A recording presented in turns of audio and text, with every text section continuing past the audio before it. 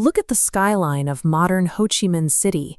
This illuminated spire is the Batexco Financial Tower, a central landmark in a city that has become a rapidly modernizing economic powerhouse. But long before the high-rise era, this region was defined by a deeply rooted agrarian culture.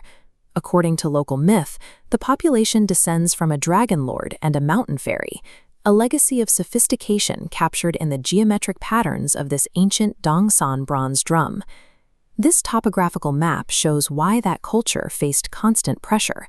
This narrow coastal strip sits at a strategic crossroads in Southeast Asia, exposed to the sea and sharing a massive border with the superpower to the north. That specific geography turned the region into a target. It initiated a 2,000-year timeline where the world's most powerful empires would arrive to claim the territory, only to find they could not erase the local identity. The timeline begins in 111 BC. As the Han Empire expanded, it swallowed the northern territory, labeling it Annam. This occupation lasted over 1,000 years. The Chinese imposed writing, bureaucracy, and farming, but failed to assimilate the local population. Rebellions broke out repeatedly, most famously under the Trung sisters in the 1st century. Their revolt established a persistent local reflex for resisting foreign rule. The culture emerged from that 1,000-year occupation with a unique outcome. It had integrated the administrative systems of its occupier while keeping its own local identity intact. By the 1800s, the Nguyen dynasty had unified the country's borders. But as the era of independent dynastic rule reached a payback, a new global threat arrived from Europe. The French conquered the territory and transformed the region into an extraction economy. Here, local laborers manually processed liquid rubber, part of an industrial-scale system designed to siphon out wealth for the colonial administration. During World War II, the Japanese military seized the region's crops, triggering a famine that killed up to 1 million people. In March 1945, the Japanese launched a coup that officially swept aside the French administration, shattering the final remnants of colonial authority. This collapse created a power vacuum. Out of that chaos emerged the Viet Minh, an independence movement led by Ho Chi Minh, who began organizing the peasantry for a new era of resistance. France attempted to reclaim its colony, but the conflict ended in 1954 at a remote valley called Dien Bien Phu. Here, Vietnamese soldiers are raising their flag over a captured French bunker, marking the first time a colonial independence movement had defeated a Western military in a set-piece battle. The French defeat ended Old World colonialism in the region, but it immediately pulled Vietnam into a new global ideological struggle between the superpowers of the Cold War.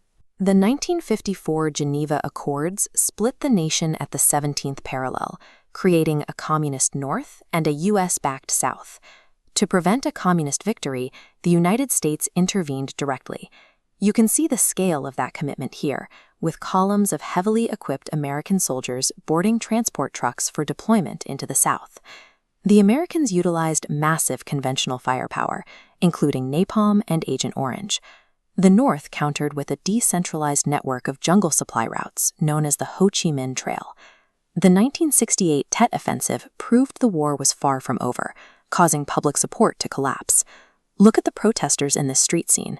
Their "Victory to the Vietnamese People" banner shows how the international perception of the conflict had shifted. The United States withdrew its forces, and in 1975, Northern tanks rolled into the grounds of the Southern government headquarters, marking the final reunification of the country. The U.S. withdrawal marked the end of the timeline's major war era. Like the Han and the French before them, the Americans found that conventional military force struggled to gain permanent ground against a culture rooted in a long history of resisting foreign rule. Reunification did not bring immediate peace. The nation was in ruins and isolated by global embargoes. This street scene shows the austere reality of that period, where daily survival took place under the shadow of stark propaganda posters. By the 1980s, the centrally planned economy was failing. Inflation soared, and the nation that had just repelled a superpower was now facing the threat of mass starvation. In 1986, the government launched the Doi Moi reforms. This policy shift opened the borders to global trade and moved the nation toward a market-based economy. The results transformed the country. Over the last few decades, Vietnam rebuilt its infrastructure and integrated into the global market. leading to the explosive growth seen in its modern cities today. Vietnam's history is a record of specific transitions. By outlasting the Han, the French, and the Americans, the nation moved from being a battlefield for empires to defining its own place in the global economy.